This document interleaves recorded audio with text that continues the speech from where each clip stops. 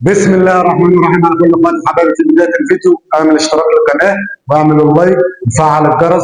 صلى على النبي في الكومنتات. وده يا اخواتنا تعالوا مع بعض معنا اخبار كثيره جدا، اخبار تخص النادي الاهلي واخبار تخص نادي الزمالك، ونادي الزمالك مش لاقي تلج للعيبه واستشفاء، واخبار كثيره جدا واقاويل كثيره جدا اتقالت. وهل حمزه عبد الكريم رايح برشلونه ولا لا؟ مهاجم الاهلي اللي جاي هيبقى مين؟ تعالوا في البدايه بس زي ما قلنا اعمل اشتراك للقناه واعمل اللايك وفعل الجرس والشير عشان الفيديو ينتشر ويوصل لكل الناس. تعالوا مع بعض نقول اخبارنا النهارده. في البدايه طبعا انا من وجهه نظري كاس العاصمه بالنسبه لي النادي الاهلي، ناس كثيره جدا طلعت واتكلمت وانتقدت ياس خروج بسبب اللي ايه الاداء اللي بيعمله في كاس العاصمه. انا من وجهه نظري كاس العاصمه دي فرصه ان انت تقدر تشوف اللعيبه الشباب وتقدر ان انت تصعدهم وتستفاد منهم مع الفريق الاول. واحد زي مين؟ ابراهيم الاسيوطي. ابراهيم الاسيوطي لاعب باك يمين كويس جدا، تقدر ان انت تستفاد منه جنب مين؟ مع محمد هاني. محمد هاني ملوش بديل. ابراهيم الاسيوطي لاعب كويس ويلعب على محمد هاني، لاعب فعلا مقاتل، لاعب تقدر تستفاد منه، بيقدر يرفع عرضيات كويسه، بيقدر ان هو يرد كويس، تقدر ان انت تحطه تستفاد منه مع محمد هاني. على الاقل ممكن يعني محمد هاني فيما بعد. عمر سيد معوض لاعب بيلعب هاف يمين كويس جدا وهاف شمال كويس جدا، تقدر ان انت برضه تستفاد منه زي محمد عبد الله، زي زياد كمان، زي اللاعيبه اللي بتطلع مع تشيل النادي الاهلي برضه تستفاد من عمر سيد معوض. عندك مين؟ عندك ابراهيم عادل في وسط الملعب، لاعب برضه ممتاز، ممكن تضيفه مع علي ديانج ومران عطيه ومحمد علي بن رمضان، تستفاد منه في وسط الملعب. لعيبه شباب كثيره جدا في النادي الاهلي يقدر ان احنا نستفاد منها لو بصينا على لعيبه الشباب، ودي الحاجه اللي احنا استفدنا منها في بطوله ايه؟ كاس العاصمه او في كاس العاصمه عامه. على الرغم ان احنا طلعنا من كاس مصر وكان حاجه مؤسفه جدا، بس برضه استفدنا ان احنا نقدر نطلع اللعيبه الشباب دي نستفاد منها. نيجي بقى لقصه حمزه عبد الكريم. حمزه عبد الكريم بنسبه كبيره جدا في برشلونه الاسباني. طبعا النادي برشلونه عرض على النادي الاهلي ان عايز حمزه عبد الكريم 6 شهور كده فري ان هو يشوفه، لو اتاقلم مع النادي او اتاقلم مع اللعيبه تمام هيبدا يفعل عقد الشراء بتاع حمزه عبد الكريم يشتري من النادي الاهلي. الفكره كلها في او النادي الاهلي مش موافق ليه؟ النادي الاهلي مش موافق عشان خاطر نسبه اعاده البيع. نسبه اعاده البيع برشلونه هي 10%، النادي الاهلي مش موافق ان هو يرفعها مثلا ل 20 او 15%. فعلا نادي برشلونه رفع العرض ل 15%، يعني نسبه عدد البيع من 10% ل 15%. مش فارقه بقى عقد اللاعب كام؟ 2 مليون، مليون ونص، مش فارقه عقد اللاعب لو كان 2 مليون يورو، مليون ونص يورو مش هتفرق. بس الفكره كلها بالنسبه للنادي الاهلي هو كان معترض على نسبه اعاده البيع. نادي برشلونه رفع من 10% ل 15%، وبنسبه كبيره الفتره اللي جايه هتلاقي حمزه عبد الكريم في نادي برشلونه الاسباني، وحاجه كويسه وخطوه كويسه لما لاعب مصري يطلع من النادي الاهلي على برشلونه على طول، يعني يطلع من الدوري المصري على احد الانديه الكبرى زي الدوري الاسباني ويكون في برشلونه. حاجه كويسه جدا. طبعا الصحف كتير نزلت النهارده ان حمزه عبد الكريم في برشلونه الاسباني. نيجي لمين؟ لمهيب عبد الهادي. مهيب عبد الهادي استضاف مين او ايه؟ قال انا عايز اعرف اخبار نادي الزمالك. اخبار مضحكه جدا، نادي الزمالك مش لاقي فلوس او ما فيش فلوس يجيب تلج يعمل استشفاء للعيبه. تعالوا بس نسمع مين؟ الناقد الرياضي هاني عصام قال ايه؟ الغاء تدريب نادي الزمالك امبارح كان بسبب المستحقات، كان المفروض في مهله ان لعيبه الزمالك تاخد فلوسها بعد ماتش بلديه المحله في الكاس. فلوس لفريق الزمالك يقعد في فندق، يعني انت المفروض بتعسكر قبل الماتش بيوم، مفيش فلوس. يعني الفلوس لو اتدبرت للماتش الجاي مفيش فلوس للماتش اللي بعديه، يعني مفيش فلوس ان الفريق يقعد في فندق يعسكر قبل الماتش، ومفيش فلوس. المفروض ان اللعيبه مثلا بعد الماتش بيوم بتعمل استشفاء، بيبقى فيه تلج والكلام ده كله، مفيش فلوس يجيبوا تلج عشان اللعيبه تعمل استشفاء. اللي انت بتقوله ده يا ولد حضرتك الوضع يعني مفيش فلوس يجيبوا تلج يا كابتن. انت بتتكلم الناس شغله دماغها وقصه مدير فني يا كابتن. مفيش فلوس لاي حاجه. اللعيبه الناشئين ما بتاخدش فلوسها. اللعيبه الناشئين المطعم بتاع النادي الكابتن حازم اللي قاله.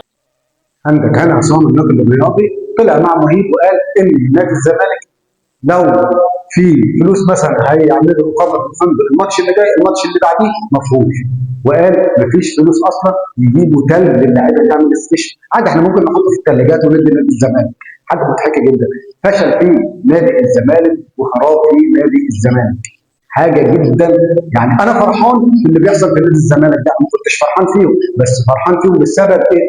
بسبب ان كتير جدا طلع وانتقد وقال ان النادي الاهلي خد هياخد حامد حمدان وهيدخل في صفقه حامد حمدان. لو في ناس تفتكر اشمعنى لما بيراميدز دخل محدش اتكلم ومحدش طلع وقال لبيراميدز مبروك ان انتوا خدتوا حامد حمدان. هنيجي في قصه حامد حمدان بس نشوف ايه قصه الفيديو دي. وقال ايه؟ ان مفيش فلوس حتى يجيبوا ايه للاعيبه كانت تعمل استشفاء. وقال لعيبه الناشئين ما خدتش فلوس بقى لها فتره. وقال في لعيبه كتير ما خدتش فلوس. في لعيبه نادي الزمالك امتنعت عن التدريب. من كبار اللعيبه في نادي الزمالك امتنعت عن التدريب وقالت مش هتضرب غير لما اخد فلوس. انا مش هاجي العب كده وخلاص. اللعيبه فعلا زهقت يعني وطقت من اللي بيحصل فيها. خدت بدل الواحد اثنين وثلاثه وخدت بدل الميعاد اثنين وثلاثه ان هيتصرف فيها فلوس. اخر مره نادي الزمالك عمل اجتماع ما لقيش حل في الاخر. راح عامل ايه؟ قال لاحمد عبد الرؤوف مع السلامه اتكل على الله خلاص احنا استغنينا عنك. وقال للاعيبه استنى ونلعب بطوله كاس العاصمه باللاعيبه ايه؟ باللاعيبه الناشئين.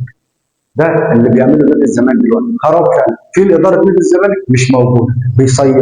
فين المسؤولين عن نادي الزمالك؟ مش موجودين. فين اللي بيحبوا نادي الزمالك؟ مش موجودين. حاجه غريبه جدا. انا من وجهه نظري انا فرحان فيكم. مش هقول لك انا اهلاوي فرحان فيكم. ليه بقى؟ انا فرحان في نادي الزمالك. مش في لاعب في شخص او حد في شخص، لا، عشان الناس اللي طلعت واتكلمت وقالت حته حامد حمدان. حامد حمدان النادي الاهلي ما دخلش في صفقه حامد حمدان مباشر. النادي الاهلي استفسر على قصه حامد حمدان وقال اللاعب لو انت متاح تيجي النادي الاهلي احنا ما عندناش مشكله. عرض قد ايه؟ عرض 30 مليون لوكيل حامد حمدان او استفسر من وكيل حامد حمدان. دخلت مين بقى؟ بيراميدز. بيراميدز كانت فين لما نادي الزمالك كان قال 20 مليون؟ ما كانتش موجوده. لما دخل الاهلي في الموضوع لا بيراميدز دخلت وقطع على مين؟ حامد حمدان. حامد حمدان رايح بيراميدز ب 50 مليون. النادي الاهلي ما كان قادر يدفع له 50 مليون. بس النادي الاهلي حاطط حاجه عنده اسمها رواتب للعيبه ما ينفعش تعدي الايه؟ الراتب ده. وانت كلاعب النادي الاهلي محتاج 10 زي حامد حمدان. ليه؟ لاعب كده كده لاعب اجنبي بس بيجي ويتسجل محلي وانت تستفاد منه كلاعب محلي.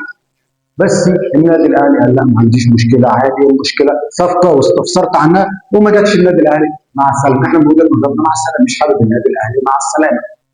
اما الناس اللي كانت طالعه بتطبل وبتقول لك ده حامد حمدان رايح الاهلي النادي الاهلي بياخد صفقات، ده عيب ان النادي الاهلي ياخد صفقات نادي الزمالك عايز يوقع نادي مش احنا اللي وقعنا نادي بيراميدز اللي احنا طلع حد يتكلم ما طلعش حد يتكلم ما طلعش حد ناقش في قصه مين؟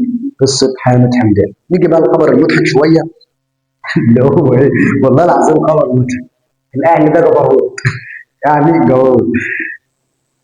يعني حاجه مش عارف بصراحه. خبر مضحك جدا. انتقال امام وخطيب مسجد نادي الزمالك للعمل بمسجد فرع الاهلي للشيخ زايد. خدوا الامام. النادي الاهلي خد امام مسجد الزمالك. يعني سيب اللعيبه وقال للامام تعالى. يا ترى ده بقى يجي النادي انتقال ولا يجي صفقه ايه؟ انتقال حر ولا ايه بالظبط؟ تقريبا كده حاجه اقسم بالله غريبه جدا. لما امام المسجد بتاع الزمالك مفيش فلوس. هو الامام هناك هو بياخد فلوس بياخد راتب. هو تلاقي مفيش فلوس. قال لما اسيب نادي انا كده كده خطيب بالمسجد لما اسيب نادي الزمالك واروح النادي الاهلي بيوفر في كل حاجه.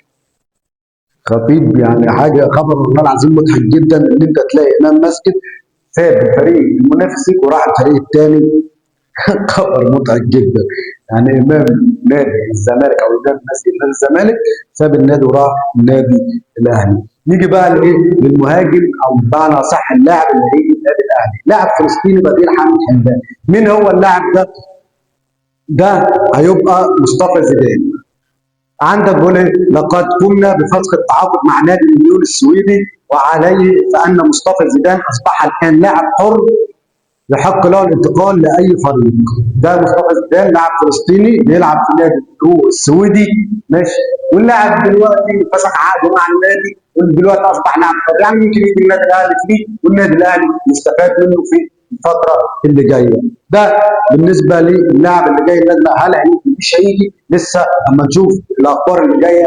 ما عنديش معلومه اكيد اللاعب ده هيجي النادي الاهلي ولا، بس في اقاويل وصحف قالت ان اللاعب النادي الاهلي اتحرك على اللاعب ده بنسبه كبيره ممكن يجي النادي الاهلي. استنونا في فيديو جديد واخبار جديده. اهم حاجه اعمل اشتراك للقناه واعمل لايك وفعل الجرس واعمل الشير عشان الفيديو يوصل لكل الناس، وبلاش تنتقل انت كمان زي امام مسجد نادي الزمالك وتروح الاهلي عشان النادي الاهلي بصراحه فاتح بيبانه لاي حد.